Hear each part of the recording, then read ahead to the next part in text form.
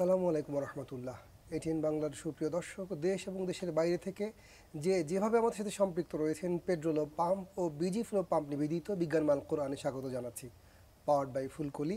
আমাদের golden sponsor Halda valley, আমাদের silver sponsor SARM, আর co sponsor diamond cement.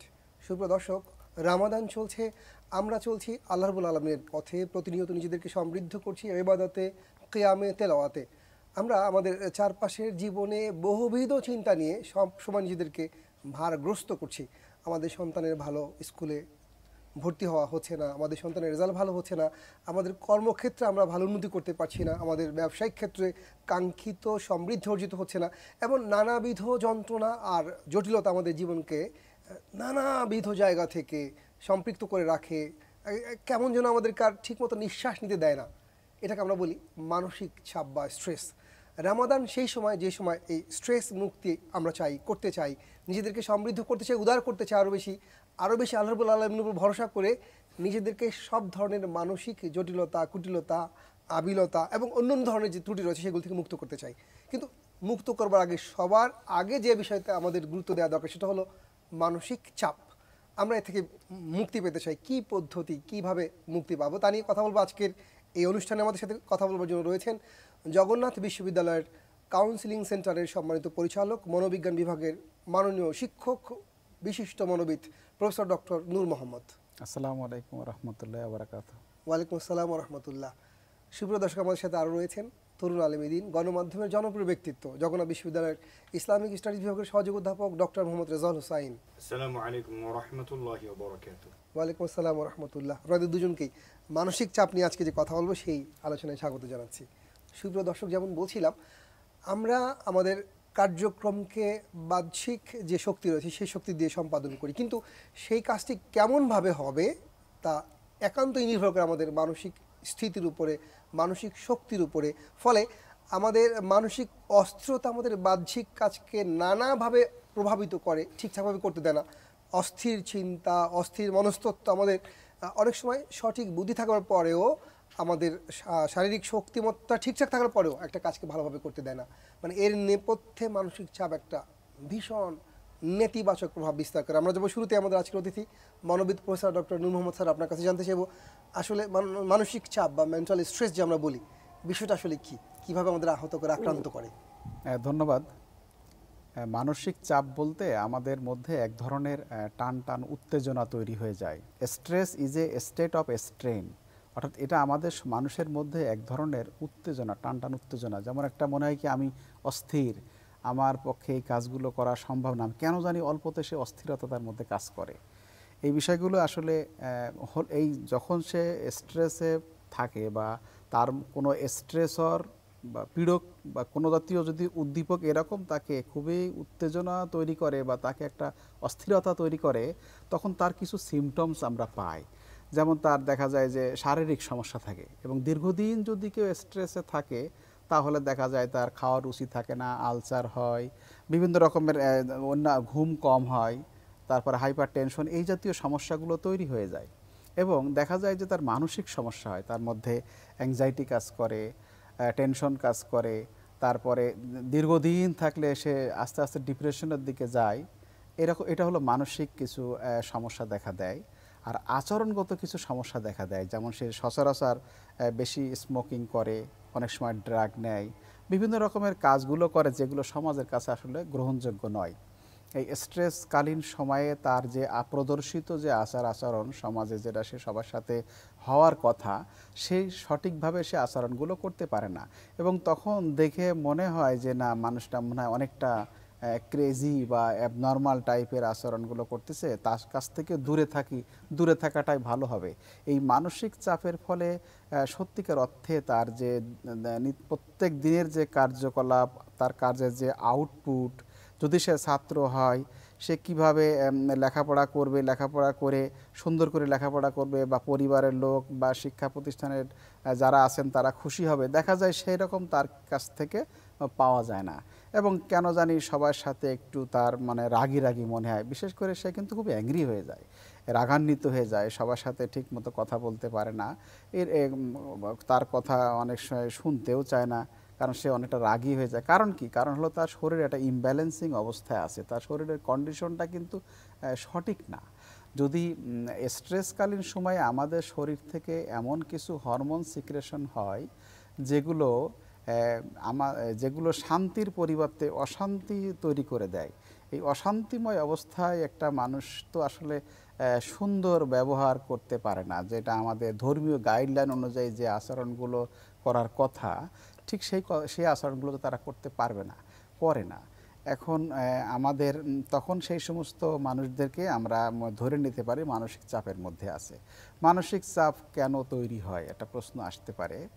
মানসিক চাপ তৈরি হওয়ার ক্ষেত্রে কিন্তু তার নিজের ব্যক্তিগত কিছু উপাদান বা ফ্যাক্টর, যেটা আমরা ইংলিশে বলে থাকি, তারপরে তার পরিবার, তারপরে তার সমাজ, তার শিক্ষা প্রতিষ্ঠান, তার যদি সে চাকরিজীবী হয় তার কর্মস্থল, এই বিষয়গুলোও কিন্তু আসে।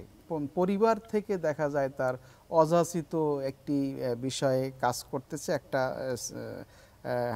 প্রাইমারি স্কুলে একটা ছেলে লেখাপড়া করে, তখন দেখা যায় তাকে বিভিন্ন কাজে তাকে একটা প্রেশানির মধ্যে রাখে, যে তুমি এটা এখনও করলে না কেন, এই হোমওয়ার্কটা আরও সুন্দর করে করতে পারতা, অতিরিক্ত প্রেশার দেয়।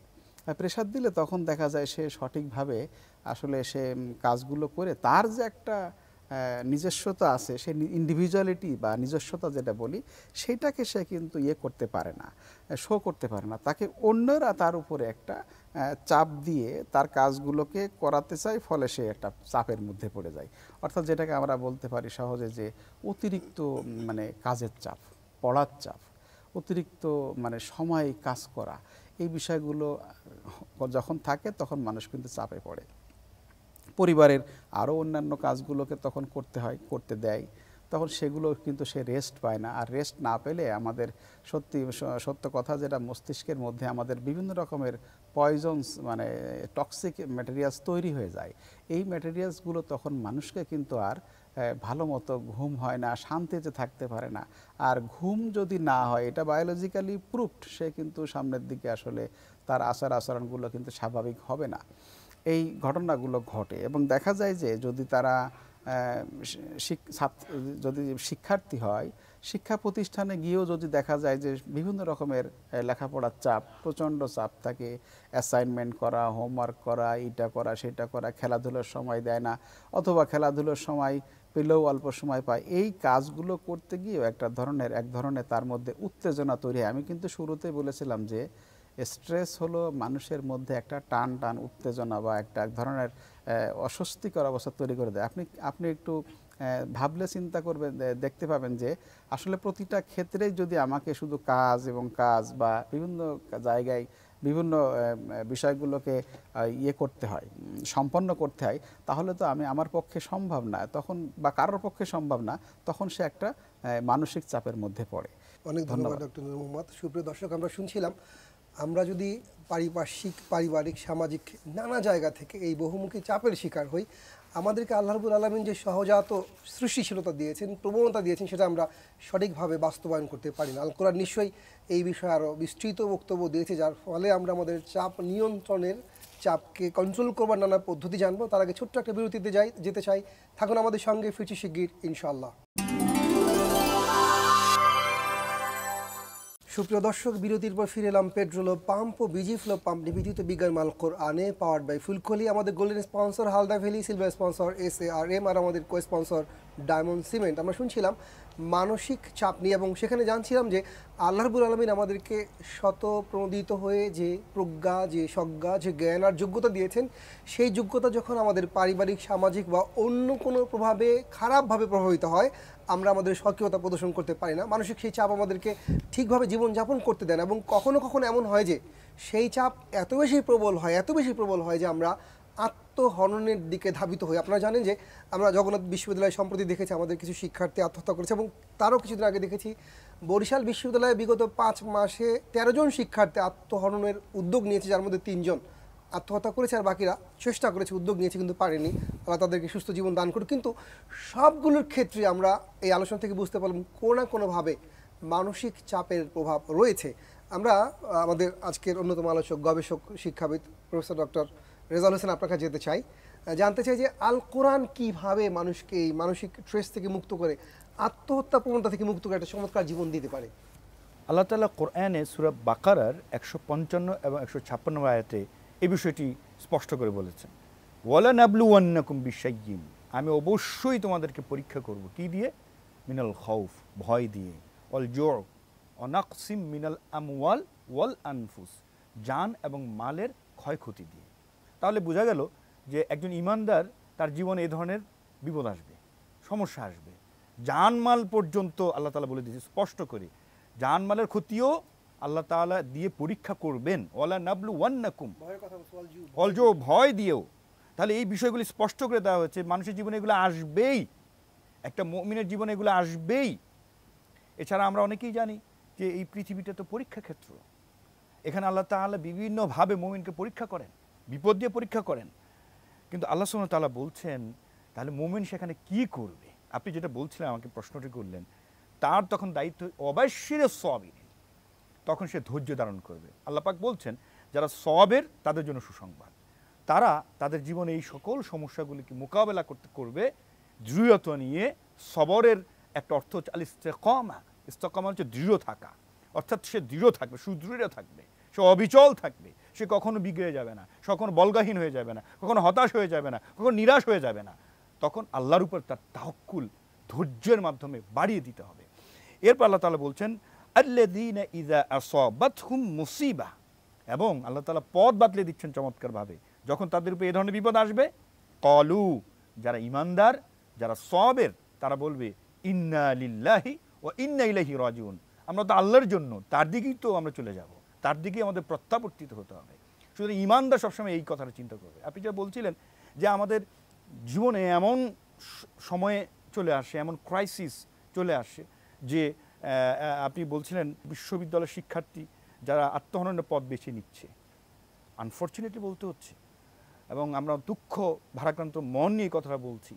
এ দেখুন, ইসলামিক স্কলাররা বলছেন যে যখন এই আমাদের সন্তান সন্ততিদেরকে যদি আমরা ইসলামের উপর তাদেরকে, তাদের তাহজিব তামুদ্দুন ইসলামের উপর যদি তাদেরকে যদি আমরা ট্রেন্ড আপ করতে পারি, তাদেরকে ডেভেলপ করতে পারি, তারা কখনোই আত্মহননের পথে যাবে না। এটি হচ্ছে মোদারাগের সমাধান। কারণ কোরআন আল্লাহ সুবহানাহু ওয়া তাআলা যারা এই আত্মহননের পথ গ্রহণ করে তাদের ভাবে স্পষ্ট বলে দিয়েছেন যে ওয়ালা তাকতুলু আনফুসাকুম ইন্নাল্লাহা কানা বিকুম রহিমা, সূরা নিসার 29 নম্বর আয়াত। আল্লাহ তাআলা বলছেন তোমরা নিজেদেরকে কখনো হত্যা করো না, এবং নিশ্চয় আল্লাহ তাআলা তোমাদের প্রতি কি হবেন? রহমদার হবেন, দয়ালু হবেন। দেখুন হাদিসে এসছে, বুখারীতে 1364 নম্বর হাদিস। প্রিয় দর্শক, নবীজি মুহাম্মদ সাল্লাল্লাহু আলাইহি ওয়াসাল্লাম স্পষ্ট করে যারা আত্মহননের পথ গ্রহণ করে, যারা মানসিক চাপে পিষ্ট হয়ে একটা সময় মনে করে যে আর বেঁচে থেকে কী লাভ, তখন আত্মহত্যার পথ গ্রহণ করে, আল্লাহ নবী মুহাম্মদ সাল্লাল্লাহু আলাইহি ওয়াসাল্লাম স্পষ্ট করে বলে দিচ্ছেন, সাবধান করে দিচ্ছেন যে এমন একজন ব্যক্তি যে গুরুতর আহত অবস্থায় তিনি চিন্তা করলেন আর বেঁচে থেকে লাভ কি, তিনি আত্মহত্যা করলেন। নবীজি মুহাম্মদ সাল্লাল্লাহু আলাইহি ওয়াসাল্লাম তখন আল্লাহ তাআলা তখন এভাবে করে বলছেন যে যেই ব্যক্তি নিজের জান কবজের ব্যাপারে যে তড়িঘড়ি করছে, তখন আল্লাহ তাআলা তার উপরে জান্নাত হারাম করে দিলেন। হাদিসের রেফারেন্সে আল্লাহ তাআলার বক্তব্য এভাবে এসেছে। শুধু তাই নয়, নবীজি মুহাম্মদ সাল্লাল্লাহু আলাইহি ওয়াসাল্লাম বলছেন কেউ যদি কোনো বস্তু দিয়ে আত্মহত্যা করলো, অথবা নিজের পেটে আঘাত করে আত্মহত্যা করলো, অথবা বিষপানে আঘাত করলো, বিভিন্ন ধরনের প্রকারও নবীজি সাল্লাল্লাহু আলাইহি ওয়াসাল্লাম বলে দিচ্ছেন, এবং বলছেন যদি এইভাবে করে অথবা পাহাড় থেকে লাফিয়ে কেউ আত্মহত্যা করলো, আল্লাহ নবী মুহাম্মদ সাল্লাল্লাহু আলাইহি ওয়াসাল্লাম বলছেন যে সে জাহান্নামের অধিবাসী হয়ে যাবে। এটিও বুখারী 5778তম হাদিস এসেছে। প্রিয় দর্শক, আমি একেবারে স্পষ্ট করে বলতে চাই, আমাদের যারা সন্তান সন্ততি আছে, আমাদের যারা অভিভাবক আমরা আছি, আমরা যেন খুব বেশি সতর্ক থাকি, তাদেরকে যেন ইসলামী তাহজিব তামুদ্দুনে বড় করে তুলি। অন্যথায় এমন অবস্থা হয়, স্যার যেটা বলছিলেন, এই যে শিশুকাল থেকে স্কুল লাইফ থেকে বাচ্চাদেরকে অতিরিক্ত প্রেশার দিয়ে নানান রকমের তোমাকে ফার্স্ট হতে হবে, তোমাকে রেজাল্ট ভালো করতে হবে, তোমাকে না হয় তুমি আমি মুখ দেখাবো কি করে, এই যে একটা প্রেশার তার মধ্যে তৈরি হচ্ছে ছোটকাল থেকে, তখন দেখা যায় এই ধরনের যারা তারা অনেকের মধ্যে থেকেও কিন্তু তারা নাই, একাকী হয়ে যায়, নিঃসঙ্গে হয়ে যায়। তখনই তারা কিন্তু বিভিন্ন রকমের মেন্টাল ট্রেসে পড়ে যায়, আত্মহননের পথে চলে যায়। তো সেই জন্য আমরা আমাদের সন্তান সন্ততিকে একটা বিষয় দৃষ্টি আকর্ষণ করবো, সবসময় মনোযোগী সতর্ক থাকবো, সেটা হচ্ছে যে ভালো মানুষ হওয়া এবং ইসলামের উপরে থাকা। এটাই হবে আমাদের সন্তান সন্ততির জন্য নসিহা, এবং সেভাবে করে বড় করে তোলা। তাদেরকে অতিরিক্ত পড়াশোনার চাপ দিয়ে, নানাবিধ চাপ দিয়ে তাদেরকে যেন আমরা একেবারে রোগী করে না ফেলি, একেবারে তাদেরকে মানে একেবারে রোগাক্রান্ত করে না ফেলি। এটা আমাদেরকে গার্ডিয়ানদেরকে সতর্ক থাকতে হবে। এবং ইসলামের এই যে ভাষ্য, কোরআনের ভাষ্য, নবী মুহাম্মদ সাল্লাল্লাহু আলাইহি ওয়াসাল্লামের ভাষ্য, তাদেরকে বুঝাতে হবে, তাদেরকে মোটিভেট করতে হবে, এবং তাদেরকে এইটার পাশাপাশি মনিটরিংও করতে হবে। It's very important. তাহলে আশা করি ইনশাআল্লাহ আমাদের যারা যেসব সন্তান সন্ততিরা ইউনিভার্সিটিতে পড়ুয়া আমরা দেখছি, তারা তো অনেকটা ম্যাচিউর, তারা কেন আত্মহত্যার পথ গ্রহণ করবে? এই জন্য তাদেরকে ইসলামের দিকে তাদেরকে মোটিভেট করতে হবে, এবং তাদেরকে পরিবারও তাদের পাশে এই বিষয়টাকে খুব সিরিয়াসলি এটাকে মনিটরিং করতে হবে। ইনশাআল্লাহ আশা করি আমাদের এই সমস্যা সমাধান হয়ে যাবে। থাকুন আমাদের সঙ্গে, ফিরছি শিগগির ইনশাআল্লাহ। সুপ্রিয় দর্শক, বিরতির পর ফিরে এলাম পেট্রোল পাম্প ও বিজি ফ্লো পাম্প নিবেদিত বিজ্ঞানময় আল কোরআনে, পাওয়ার্ড বাই ফুলকলি। আমাদের গোল্ডেন স্পন্সর হালদা ভেলিয়ার, সিলভার স্পন্সর SARM, আমাদের স্পন্সর ডায়মন্ড সিমেন্ট। আমরা শুনছিলাম, আমরা যখন সামাজিক, পারিবারিক বা নানা রকমের মানসিক চাপে কোনো দিশা খুঁজে পাই না, হতাশাগ্রস্ত হই, কখনো কখনো আমরা আত্মহননের পথ বেছে নিই। কিন্তু আমরা এই রামাদানে কথা বলছি, আমরা নিশ্চিতভাবে এই কথা বলতে পারি, একজন মুমিনের জীবনে হতাশ হওয়ার কোনো সুযোগ নেই, কারণ তার রয়েছেন আল্লাহ। এবং আমরা জানি যে আমাদের ক্ষমতার যেখানে শেষ, আমাদের চিন্তার যেখানে শেষ বিন্দু, সেখানে আল্লাহ রাব্বুল আলামিনের কুদরতে শুরু। ফলে মুমিন হতাশ হয় না। তারপর যেহেতু আমাদের মধ্যে প্রবৃত্তি রয়েছে, শয়তান আমাদের পেছনে লেগে রয়েছেন, ফলে যে কোনো সময় আমরা চাপগ্রস্ত হই, হতাশাগ্রস্ত, এবং আমাদেরকে এই চাপ আত্মহননের পথও নিয়ে যেতে পারে, অথবা আত্মহননের পথে না নিলেও আমাদের স্বাভাবিক জীবনধারা থেকে বিচ্যুত করতে পারে। আমরা এই জায়গা থেকে মুক্তি পেতে চাই, এর একটা চিকিৎসা বৈজ্ঞানিক সমাধানও রয়েছে। আমরা যেতে চাই ডক্টর নূর মোহাম্মদ, আপনার কাছে জানতে চাই যে মানুষ যখন মানসিক চাপগ্রস্ত হয়, কিভাবে সেখান থেকে বের হয়ে আসতে পারে, উত্তরণের উপায় কি? ধন্যবাদ। আসলে এখানে চমৎকার একটি আলোচনা হচ্ছে, যে আলোচনায় প্রফেসর রেজাউল সাহেব বলছেন যে মানুষ যখন তার জীবনের কোনো অর্থ বুঝে না, একসময় দেখা যায় যে সে চাপে, মানসিক চাপে পড়ে সে জীবন অতিষ্ঠ হয়ে যায়, তখন অনেক মানুষ তার যে সামর্থ্য বা যে নিজস্ব কৌশল, ধর্মীয় কৌশল, তার ধর্মের যে একজন মমিন ব্যক্তি, তার মধ্যেও কিন্তু এক ধরনের ভুল বোঝাবুঝি হয়, এবং তখন সে নিজেকে হত্যা করার মধ্য দিয়েই তার একটা উদ্দেশ্য কাজ করে যে আমি একটু শান্তিতে থাকবো। বিষয়টা সে কিন্তু তার একটা মানসিক শান্তি খোঁজার জন্য এই ঘটনাগুলো ঘটায়। এখন আমাদের সাইকোলজিস্টরা যে ব্যাখ্যাগুলো আমরা করি, আমাদের সিগমুন্ড ফ্রয়েড কিন্তু বলেছেন মানুষের মধ্যে তিনটি উপাদান কিন্তু কাজ করে বা সত্তা কাজ করে, যেটা হলো ঈদ, আরেকটা হলো ইগো, আরেকটা হলো সুপার ইগো। এটা সবাই মোটামুটি পরিচিত। এই ঈদের একটা ডিমান্ড থাকে সবসময় সে জীবনের সব কিছুই তার মানে সুখ নীতি অনুযায়ী সে চলে। সে মনে করে যে আমার জীবন, আমি এইটা চাই, এটা করতে পারলাম না কেন, না পারার কারণ কি, তখন হতাশ হয়ে যায়। হতাশ হয়ে গেলে একটা অস্থিরতা তৈরি হয়ে যায়। তখন এই বারবার সে করে কি, এটা নিয়েই সে চিন্তা ভাবনা এটাই করতে থাকে, এবং এইটাই তখন আমাদের মানুষদের যারা ব্যক্তি, তাদের মধ্যে এক ধরনের তাকে কিভাবে বিকল্প উপায়ে এটা সমাধান করা যায় সেই ওয়ে খুঁজে, সেই সমাধানের পথ হিসেবে কিন্তু অনেকে আত্মহত্যা করে বসে থাকে, এবং সে ব্যক্তি তখন মনে করে আমি শান্তিতে চলে যাব। ঘটনা হলো যে এইটা মানুষের মধ্যে আরও দুইটি সত্তা কিন্তু সিগমুন্ড ফ্রয়েড বলেছে, সেটা জীবন প্রবৃত্তি আর মরণ প্রবৃত্তি, যেটাকে বলা লাইফ ইনস্টিংক্ট আর ডেথ ইনস্টিংক্ট। লাইফ ইনস্টিংক্ট হলো আমরা প্রত্যেকেই, এবং দর্শক যারা আছেন শুনছেন আমাদের কথা, প্রত্যেকেই কিন্তু আমরা জীবনটাকে সুন্দরভাবে রান করে সামনের দিকে এগিয়ে নিয়ে যেতে চাই। কিছু মানুষ হয়তো বিকল্প পথে এটা সুইসাইড করতে চায় বা করে এটাকে সেলফ হার্ম বলে, অর্থাৎ নিজেকে ধ্বংস করতে চায়। তা এখন এই মরণ প্রবৃত্তি যেটা, এইটা কিন্তু ওই যারা বিভিন্ন রকমের চাপে থাকে, কষ্টে থাকে, দুঃখে থাকে, এইটা কিন্তু বেশি পাওয়ার শক্তিটা বেশি হয়ে যায়। আর জীবন প্রবৃত্তিটা অর্থাৎ সেটা কিন্তু আস্তে আস্তে ছোট হয়ে যায় বা মানে কম মানসিক চাপ হলো মনন প্রবৃত্তিকে স্ট্রং করে, সবার ক্ষেত্রে নয়, স্ট্রং করে, এবং তখন কিন্তু এই ধরনের ঘটনাগুলো ঘটায়। আপনি যেমনটি বলেছিলেন যে সাধারণ উপায়ে আমরা কিছু কিভাবে মানে মানসিক চাপকে মুক্ত রেখে সুন্দর থাকা যায়, কিছু আমরা টেকনিক বা কৌশল বলে থাকি। একটা হলো যে আমাদের ইমোশন ফোকাসড স্ট্র্যাটেজি বলে, যেটা আমরা আবেগকেন্দ্রিক কৌশল বলে থাকি। আবেগকেন্দ্রিক কৌশল মানে হলো যে আমি একটা ব্যাংকের ম্যানেজার অথবা আমি একটা জায়গার দায়িত্বশীল ব্যক্তি, তখন দেখা যায় কিছু কাজকর্ম আমাকে করতেই হবে, এটা আমার বস অর্ডার করেছেন এবং আমাকে এটা করতেই হবে এবং সে করবে, এটাই হচ্ছে স্বাভাবিক। কিন্তু সেইটা যদি না করে সেইটা থেকে যদি স্ট্রেস তৈরি হয়, সেটা দিয়ে বিভিন্ন রকমের বকাবকি, বিভিন্ন রকমের অন্যের সাথে খারাপ আচরণ করে আরও উত্তেজনাকর অবস্থার মধ্যে একটা তৈরি হয়ে যায়, সেটা কিন্তু আমাদের করা যাবে না। আপনি যেহেতু এখানে জব করছেন, এটা আপনাকে করতে হবে, আপনি একটা দায়িত্বশীল ব্যক্তি, এইটা করতে হবে। আরেকটি হলো যে আরেকটি হলো যে সমস্যা কেন্দ্রিক যে কৌশল। অনেক সময় দেখা যায় যে এই সমস্যা সমাধান করা যায়, বিকল্প পদ্ধতিতে সমাধান করা যায়, সবাই মিলে একসাথে সমস্যার সমাধান করা যায়। সেই সমস্যাগুলো সবাই মিলে সমাধান করলে আমরা কিন্তু সেই পরিবেশ থেকে বা সেই কাজ থেকে যে আমাদের মধ্যে যে একটা মানসিক অস্থিরতা তৈরি হয়ে যায়, সেটা কিন্তু আর হবে না। সবচেয়ে বড় কৌশল হলো যে আমাদের প্রত্যেকের কিন্তু ধর্ম পালন করা উচিত।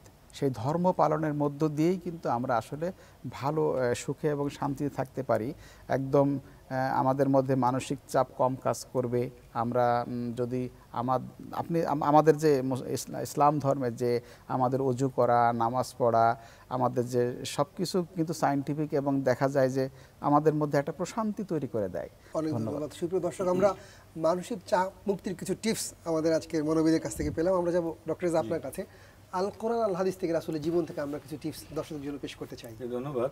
স্যার যেটা বলছিলেন যে মানসিক প্রশান্তি, মানে মানসিক চাপ মুক্ত হয়ে মানসিক প্রশান্ত হওয়া, কোরআন আল্লাহ সুবহানাহু ওয়া তাআলা কিন্তু এই মানসিক প্রশান্তির রাস্তা বাতলে দিয়েছেন, স্পষ্ট করে বলেছেন যে আলা বিযিকরিল্লাহ, আল্লাহ তাআলার স্মরণ, তাতমাইন্নুল কুলুব, এই মনের প্রশান্তি দিতে পারে একমাত্র আল্লাহর জিকির।